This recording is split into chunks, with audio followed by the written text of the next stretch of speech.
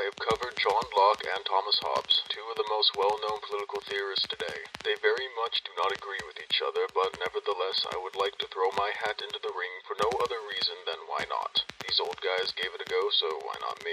Right out of the gate, I feel it is necessary that I must state that I do not think my idea of government will work. Hell, I don't even want it attempted because I don't want my name tied to some failed political system that will join the ash heap of history and similar to communism. This is not much more than a thought experiment, and please do not think of it as any more than that. Now, Locke and Hobbes wrote their ideas with a backdrop, something going on in the background that formed the ideas of government that they thought would be best for the time.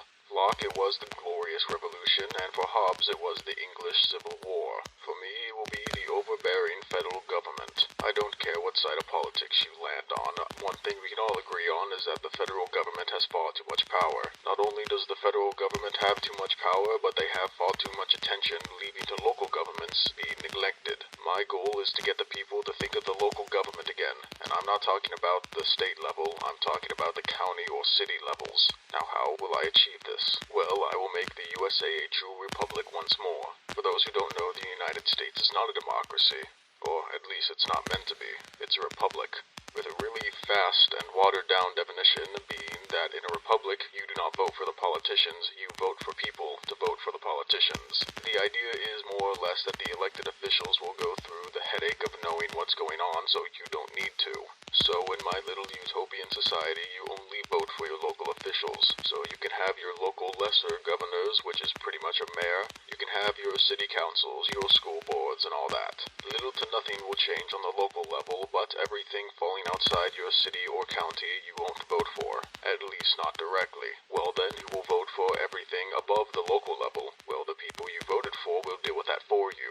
My thought on it is that your local lesser representative will go to the state capital and then vote for all the people at the state level. The people he or she will vote for will be the greater governor, the governor of the state senate and house, and everything else. All politicians will have their votes counted with their name so everybody knows who's voting for what.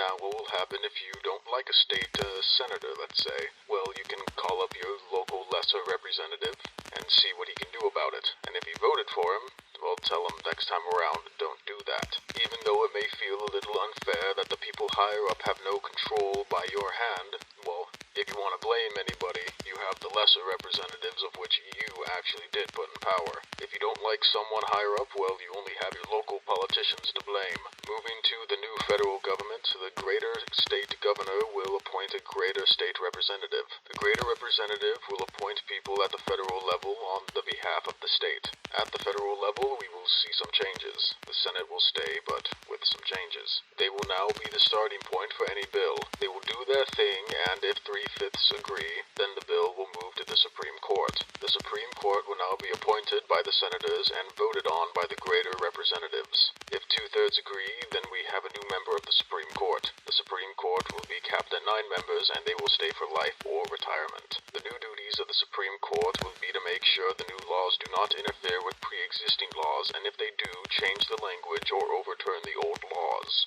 If the Supreme Court gives the okay, the bill goes to not the president, but the wise philosopher king to sign off on it. Yes, I'm going to go with Socrates on this one. This philosopher king is also in for life, and can make any bills of his own with no input from the Senate, but he can still be stopped by the Supreme Court. He also has all the powers of the ordinary United States president. Now, is this going to fix the problem I'm trying to solve? I think it can, but I also think there will be many more problems that will be created as a result. Just off the top of my head, what will happen if this wise philosopher king turns out not to be so wise and or turns into a tyrant? Well, you can't really do anything. I guess you could impeach him, but how do you pick a new one? And if you can't impeach him, then it's just an ordinary president without terms. This entire fictional system of mine is built on the assumption that the king and all the other politicians will be honorable. That's why I don't even want to try this in any scale. It will fail without a doubt. For the more realistic route, we have the United States government, but with every position above the county or city level will have term limits. I don't know how many terms will go to who, but yeah, term limits. And some other smaller things, like all chief of police are elected by the people,